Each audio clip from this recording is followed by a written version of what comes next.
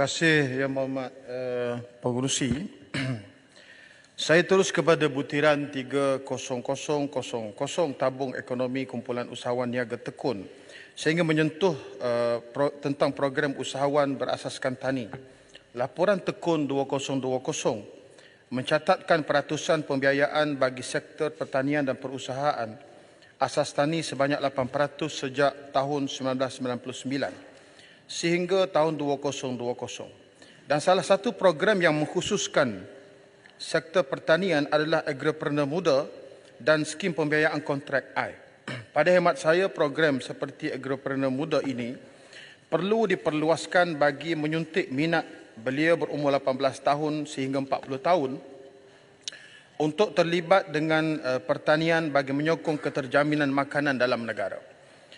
Adakah kerajaan melalui tekun akan mempertimbangkan untuk membina rantaian sokongan usahawan tani yang berkesan bagi meningkatkan ekosistem perniagaan mereka dengan menjalinkan kerjasama dengan MAFI seperti MADA, FAMA, MARDI serta pembangunan kapasiti dan latihan pertanian. Tekun juga boleh menjalinkan hubungan strategik dengan syarikat korporat lain. Ini bagi menjadikan usahawan tani sebagai satu bidang profesional dan menguntungkan sekiranya bidang ini disokong dengan agensi penyelidikan dan diselia dengan agensi kerajaan yang berkepakaran tentang pertanian dan penternakan moden. Ini bagi meningkatkan nilai usahawan tani yang dibiayai oleh tekun selain mampu melahirkan lebih banyak usahawan tani yang berdaya saing. Butiran 020300 pembangunan franchise dan vendor. Saya ingin bertanya tentang iltizam kerajaan menyokong rantaian franchise dan vendor tempatan. Ini kerana negara dibanjiri dengan pelbagai jenama luar.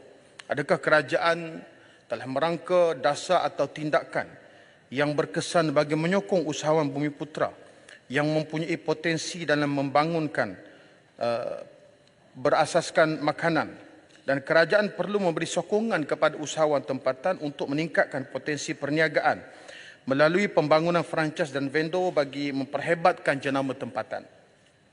Kempen beli produk tempatan juga boleh dilaksanakan sebagai satu cara untuk negara mempromosi produk tempatan selain ia disokong dengan R&D bagi meningkatkan kualiti barang keluaran Bumiputera. Butiran 050200 penyewaan kenderaan. Saya ingin bertanya kepada kerajaan berkenaan peruntukan besar yang diberikan untuk menyewa kereta. Ini berbeza dengan anggaran perbelanjaan kerajaan pada tahun 2022 di mana di bawah dasar baru kerajaan hanya memperuntukkan perbelanjaan untuk menyelenggara sistem BLEES serta peruntukan bagi penjaja dan peniaga kecil.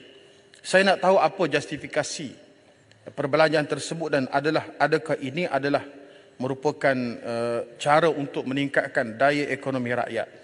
Yang kedua, bukankah dahulu kerajaan telah menyatakan komitmen untuk tidak membazirkan duit rakyat? Tuan Pengerusi, berkaitan dengan butiran 3000 juga tabung ekonomi kumpulan usahawan niaga.